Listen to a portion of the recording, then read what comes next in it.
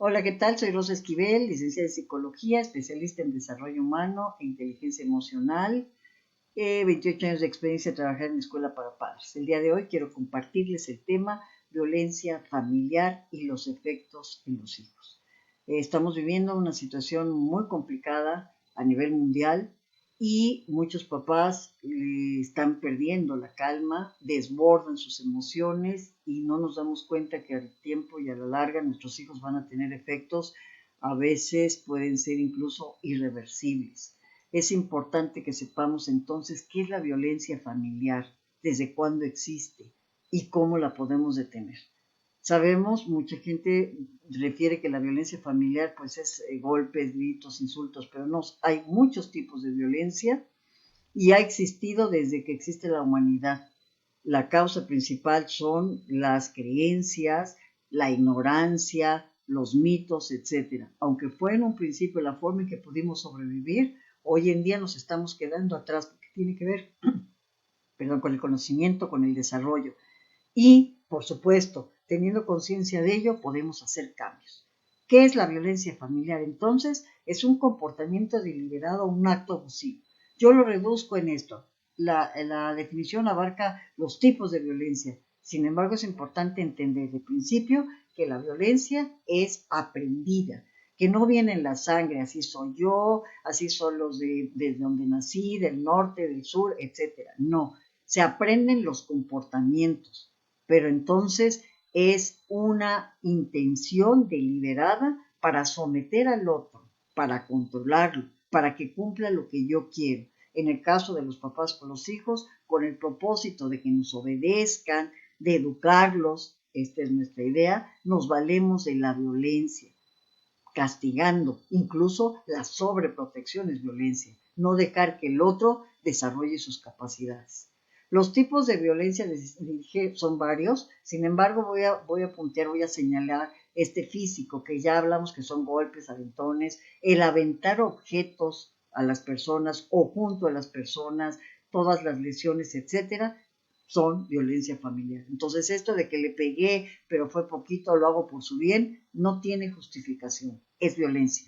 Violencia emocional es las conductas que implican maltrato, como exhibir, chantajear, imitar, generar temor excesivo, culpa, insultar, descalificar, todo va directo a la autoestima, al punto que puede llevar a la depresión y perder la confianza en sí mismos. Imagínense los de adultos, son aquellas personas que no quieren correr riesgos, que se deprimen, que viven un alto nivel de ansiedad, que no cumplen metas. Todo esto está relacionado con la forma en que nos educaron nuestros padres, cómo nos trataron.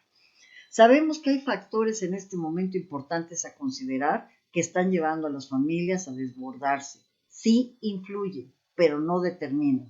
El encierro, la restricción de movilidad, la incertidumbre por el futuro, por la economía, genera estrés, presión por la situación económica, la educación a distancia de manera improvisada, que muchos papás desconocen cómo manejar estos medios de comunicación, esta tecnología, etcétera. Son influyentes, pero no determinan.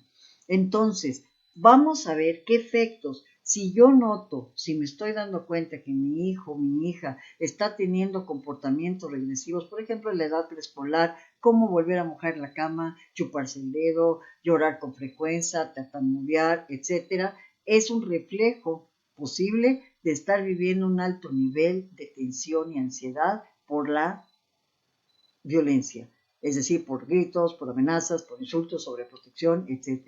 En la edad escolar, poco o nula participación escolar, menos amigos, empieza a aislar, tiene problemas en la escuela, también va a presentar alteraciones en el dormir, en el comer, bajas calificaciones. Los adolescentes empiezan con más faltas en la escuela, tienen comportamientos riesgosos como las drogas, vandalismo, alcohol, se exponen a situaciones peligrosas como manejar un carro a alta velocidad, etcétera. O sea, todo tiene que ver con estas emociones que genera la violencia y la alteración en la forma de pensar. También se comportan con los demás violentos, abusan también de los demás o, en el caso de la sobreprotección, aprenden a dejarse abusar por los demás. Por lo regular son excluidos del grupo, van a manifestar baja autoestima, o sea, un concepto muy pobres de sí mismos, y pueden caer en depresión, al punto de llegar al suicidio. ¿Cómo podemos prevenir o detener la violencia? Tenemos que tener conciencia que hay como estos pilares, como estos bases principalmente o fundamentales para poder prevenir o detener la violencia. Confianza y apoyo. Evita la sobreprotección, las críticas destructivas y la necesidad de control. Estar en todo, controlar todo. Deja que experimenten confianza en sí mismos tus hijos, permite que se equivoquen, no te burles ni los regañes cuando se equivoquen, aprende a entender que cuando estás aprendiendo vas a cometer errores. Entonces, acuérdate, siempre una oportunidad, siempre alternativas, siempre hay formas de conseguir, pero con afecto. Negociación y justicia, es decir, una familia debe tener reglas y consecuencias, una misión por cumplir. Aprender a negociar no significa moverme del límite o de la regla, pero sí del cómo cumplirla. Aprender a negociar es darme cuenta que estoy también dispuesto a ceder en mi forma de pensar para conseguir el objetivo, no imponer. Respeto mutuo e igualdad a través de los derechos humanos. Sería bueno que te pongas a repasar qué son los derechos humanos, porque los derechos, en el momento que tú lo ejerces, en automático tienes que tener una obligación, es decir, enseñar al otro cómo y la responsabilidad de respetar los derechos del otro. Entonces, es muy interesante, conveniente que revises qué son los derechos humanos, porque así como tienes derecho a expresar tus emociones, también tus hijos. La responsabilidad tuya es respetar que ellos también lo hacen, pero tienen la obligación de enseñarles cómo, a través de tu ejemplo o de reglas, o ambas, mejor dicho. Vida espiritual activa, como persona y pareja, es decir, practica los valores universales. Puede ser también a través de una disciplina como la yoga, la meditación, etcétera, pero principalmente en este momento sería conveniente que te des cuenta que la humanidad estamos sufriendo igual una serie de cambios, de problemas. Entonces tenemos la oportunidad, empezando por tratar a nuestros semejantes de la misma manera que nos gustaría que nos traten. Afecto y apertura es autoestima. Transmite tus desacuerdos con respeto, con autoestima, empezando por la tuya. Que tu hijo forme un buen concepto de sí mismo a través de cómo lo tratas, porque el concepto de sí mismo se forma como me tratas, lo que me dices, lo que pones para mí y las etiquetas. Ojo con las etiquetas. Mucho cuidado. Quita etiquetas y refiérete al asunto, a la situación, a lo que no te gusta. Terminaría yo por estas recomendaciones. Escucha activa, pon toda la atención, date cuenta el mundo que está viviendo, desde el mundo que está viendo tu hijo, desde el punto donde está viendo tu hijo, lo que pasa, lo que siente, cómo lo ve, cómo lo experimenta. Fortalece su autoestima cada que tengas oportunidad, dale, transmítele que es capaz, que sí puede, que lo vuelva a intentar, que confíe en sí mismo. Reconoce su esfuerzo, por mínimo que te parezca. Todos hacemos esfuerzo. Sé un ejemplo, es lo que te decía. Alguna mamá por ahí me decía, pues no, yo no voy a ser un ejemplo para mi hijo y voy a ser falsa. No, no se trata de la falsedad. Se trata de que seas, yo sé que quieres lo mejor para tu hijo, para tu hija. Tú quieres que sea feliz, tú quieres que disfrute, ok. Enséñale cómo se logra, no nada más le digas. Entonces conviértete en el ejemplo de lo que quieres que logre. Asume la responsabilidad de tus actos, evita culpar a tus hijos, no los chantajees, no los manipules, asume la responsabilidad. Si te desborda una emoción, reconócela, discúlpate y vuelve a intentar negociar, hablar, etc. Sé proactivo, no estés perdiendo el tiempo en lo que ya pasó, en lo que no puedes cambiar. Céntrate en el presente, acepta los hechos y parte de ahí para el futuro. Y ponte metas realistas. A pesar de la situación que estamos viviendo, atrévete a ponerte metas. Créeme que esto tiene una duración, esto va a pasar.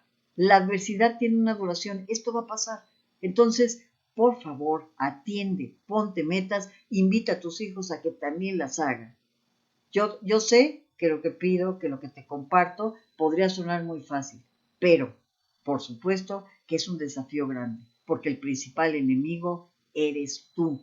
Entonces tendrás que empezar por ti, por empezar a tomar conciencia de tu responsabilidad hacia ti y para ti.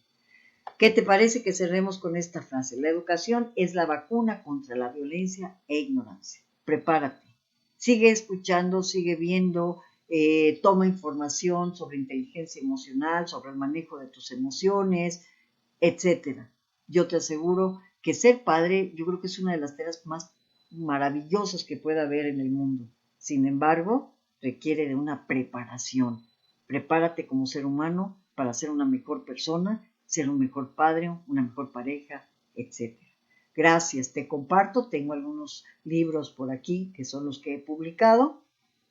A lo mejor ya los conoces, también los puedes encontrar en mi página.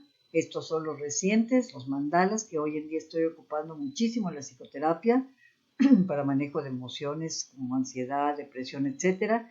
Y aquí están mis datos para que me contactes si quieres también alguna consulta, mi correo, mi teléfono, mi página. Muchas gracias. Hasta pronto.